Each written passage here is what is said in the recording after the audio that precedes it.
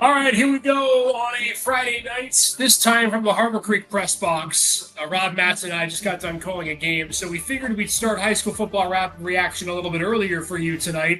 Partially because we don't want to come to you late with the 40-minute drive home that we have, and also because we thought it'd be cool to do this in person together because we don't normally get to do it in person together. But man, what a night so far. Some games still haven't gone final yet, Rob. Our game just went final. A minute ago. Gotta let Tim McQueenie have his announcement for the Marching Huskies. But what a week, again, region play stopping for week number 5 with the lack of region games for so many teams. But I will just say this, Rob. We didn't expect a lot of chaos tonight. We're getting some very interesting games and some scores playing out in week number 5 here tonight. Crazy, and this one was crazy too.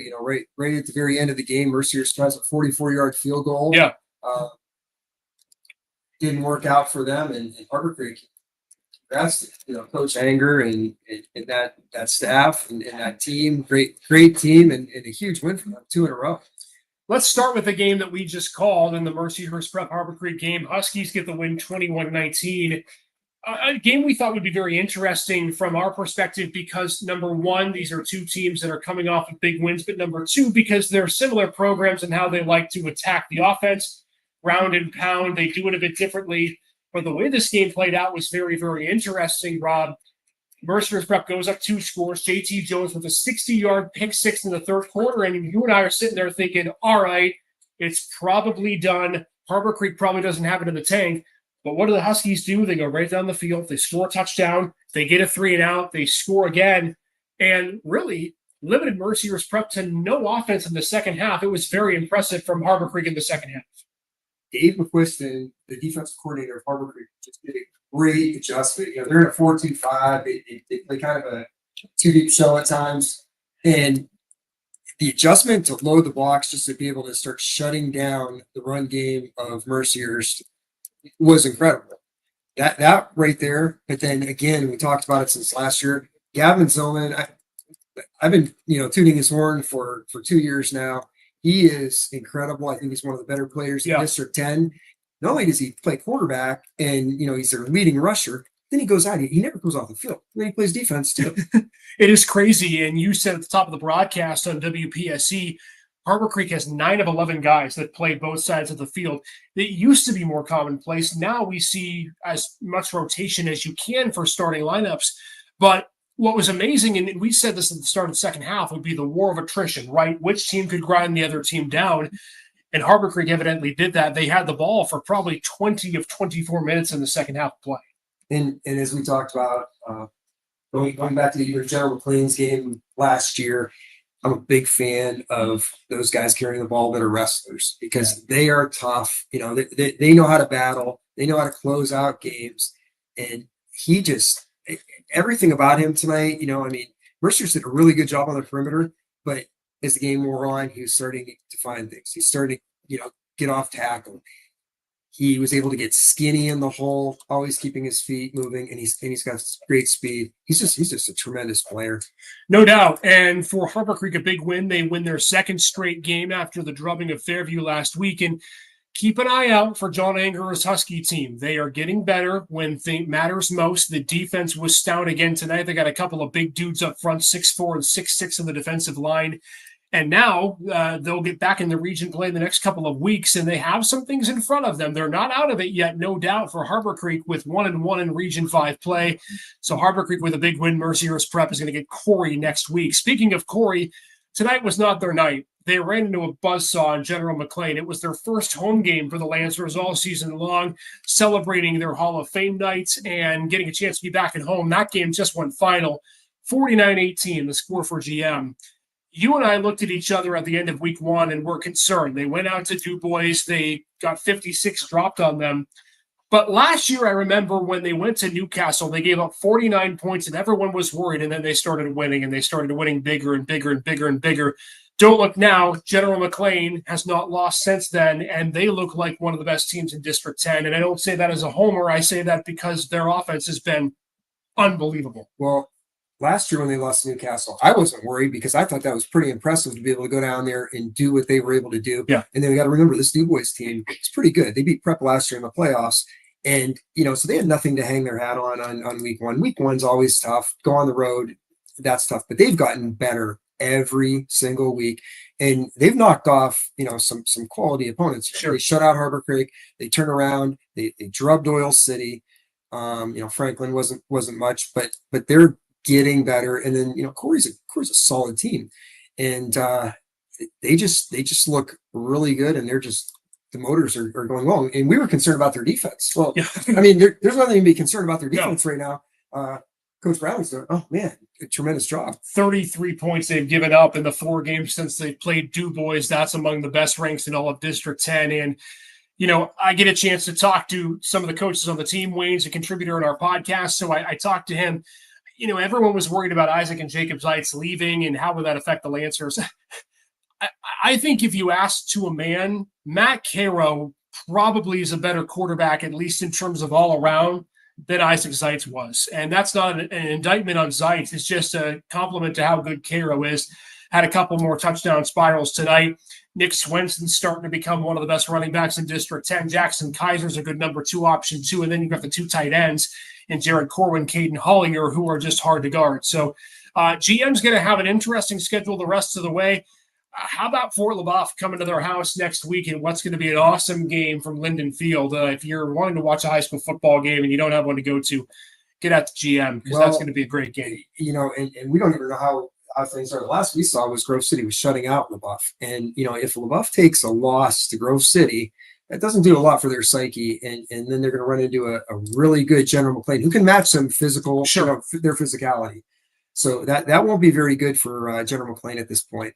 I'm sorry, for Fort LaBeouf at this point. Indeed, and it's a big rivalry. It must be. You could make the argument that outside of Prep McDowell, it is the biggest rivalry in District 10. Fairview, Girard, Harbor Creek Northeast would have something to say for it.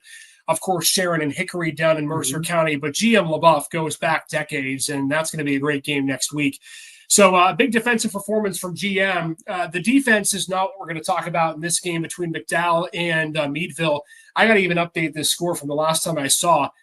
Right now, as it stands right now, it is McDowell leading 58-47 in the fourth quarter. Where the hell is the defense in this game between McDowell and Meadville right now, Rob Matz? It's crazy, and they're explosive, huge plays. I thought I saw a 93-yard run ripped off by, I think, Brady Bunzel earlier, and then there was a 67-yard run. And they matched. I think there was 4 touchdowns in like a minute.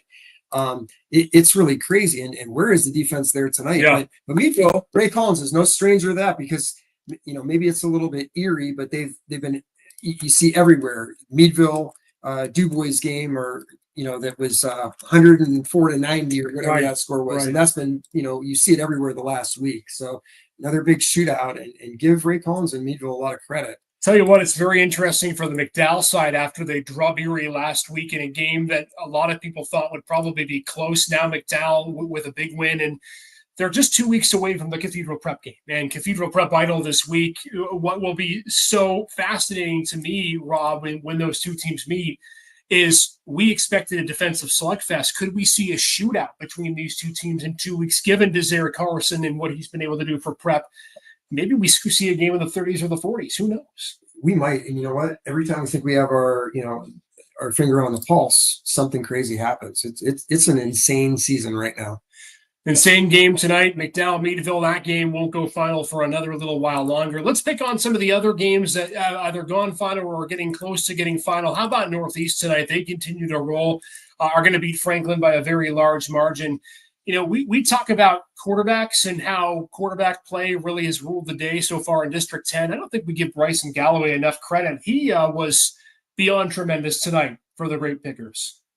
They need this for their psyche. Now, Franklin is not a good team by any measure right now. They've really had their struggles. But the thing about a game like this is a great bounce back, week, because Fort LaBeouf, they beat up Bryson Galloway last week. Yeah. So they need this, for their psyche and for them to continue on. And they're doing a lot of great things. Look at where they were at last year to where they are now.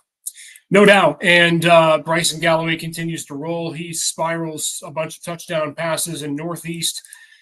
I understand the Fort LaBeouf game, but keep in mind, this was a 3-point game into the middle part of the third quarter. It's not like this was a complete dominant effort from Fort LaBeouf, that it was a 4-quarter thrashing. So it's going to be 4-1 record right now for this Northeast team as they go into next week against Titusville and then at Corey. That'll be a huge game for Northeast in 2 weeks against the Beavers. Another game I want to point out too, Erie High hanging right with Hickory. It was a 15-10 game last week checked. So the Royals back at least on some solid footing after the loss to McDowell. A couple of other scores to report as well. One game you were interested about because you called them last week against Mercyhurst Prep is Girard and Seneca deadlocked in a good game right now. Last check, it was a 1-point game in the late third, early fourth. Yeah, I was really surprised because I thought how banged up and injured, sickness, everything that Seneca's going through. I thought Girard would handle things a little bit more tonight. But again, it's so tough when you look at the early schedules and who they play, who their opponents are.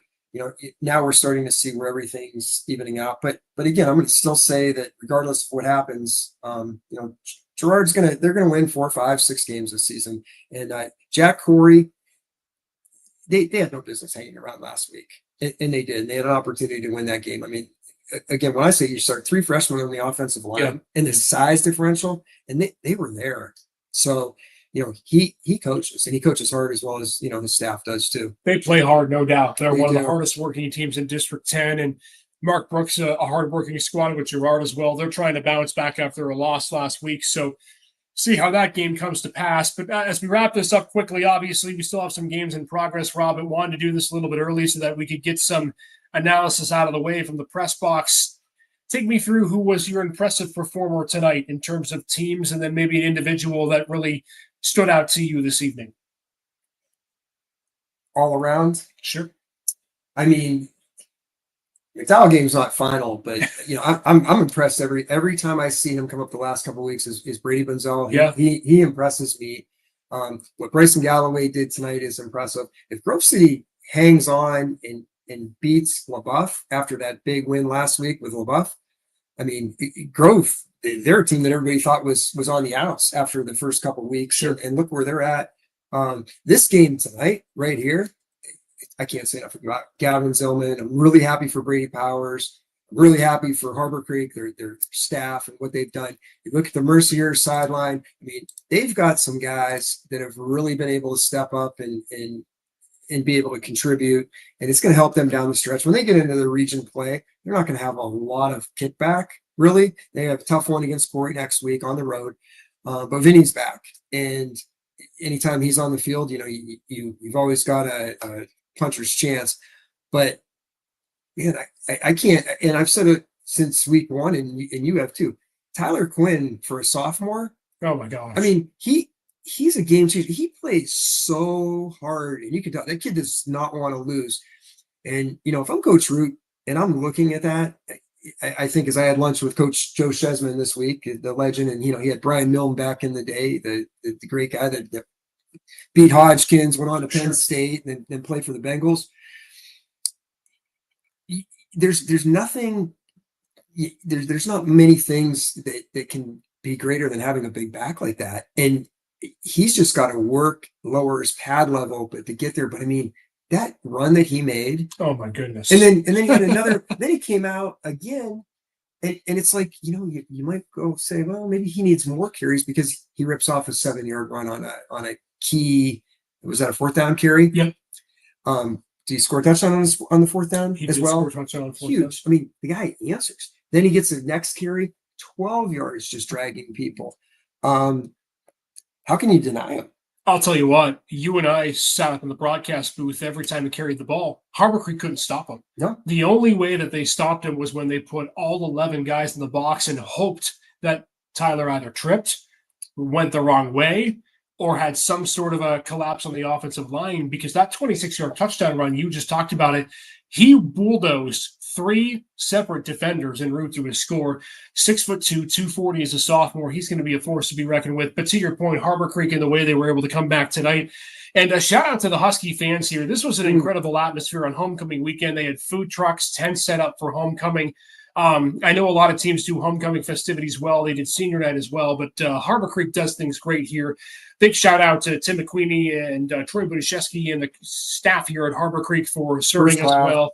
They're awesome, and we appreciate them letting us do our podcast up in here too. But Just a great, crazy night of high school football. It's still not quite over yet, Rob, but we figured non-region, okay, maybe it's just a dud week. There have been no dud weeks in high school football this year, and this one proving no different. No, and we talked about it earlier.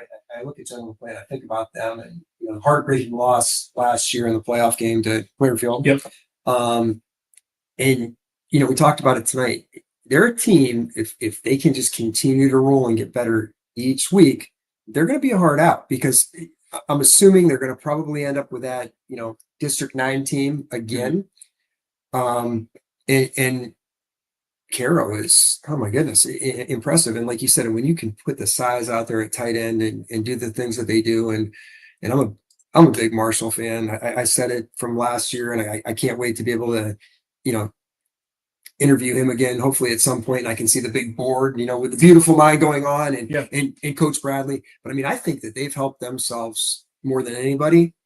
And if Erie can put it together, they're catching Hickory when Hickory's banged up and they lost one of their best players to injury. But if they can go down and pull out a win against Hickory, that'll say a lot, because their program has just really struggled this year. And then, McDowell, I mean, they're offensively, they've been just turning it on the last 2 weeks. It's crazy. Yeah, win against Erie, and then a game tonight against Meadville that if they hang on, they may have to score 70 points to win the football game. We could be itching closer to Meadville territory from that game with Journey Brown. But I think this week is a microcosm and a referendum on, even if you struggle early, it's okay. There's still 9 more weeks of football left to be played. So I think Harbor Creek and Northeast have put themselves in really good position to make the playoffs. No doubt. And if Girard can hang on and win tonight, again, there's a possibility to still win 6 games for them. I look at when I'm looking at their schedule. They all can be in the playoffs, depending on how many they take. Because I really think District 10, if they can take 8, I think they're going to take 8. Yeah, I think now the argument becomes, okay, Sharon and Hickory are slotted 1, 2. What do you do from there? It's kind of the argument from last year. And now things get complicated even more so, because Grove City, if they hold on to win tonight, that's a big win against. I think Grove City and Cash. I think that's what you'll probably see. I think they'll probably take 4, unless Cash falls apart, because Grove City's starting to turn it on, and then I think you're going to take 4 from up here. Yeah, be interesting. And 3A has been very interesting the last few years to decipher and decide on. And this week could be a big week to see how far these teams go with making postseason. So we'll see. Shout out to all the teams that won tonight. Again, man, thanks again for doing this. It's great anytime. It's always fun with you. We were having a lot of fun in the press box following along these games. And also shout out to the Seawolves, who are back in the Eastern League Championship. Water is wet, sky is blue. Seawolves fighting for an Eastern League Championship. So they'll start that series Sunday in Binghamton to try to win their 3rd straight. So we're done here. Make sure you have a wonderful weekend, everybody. Rust Belt Rundown is back, coming your way with Nick Artman and Paul Adamsek Monday at 7:30. Enjoy your weekend. We'll see you all on Saturday for a combined episode with the Erie Otters for our opening night special tomorrow at 3:30. So join us then. Thanks again for being with us. We'll see you.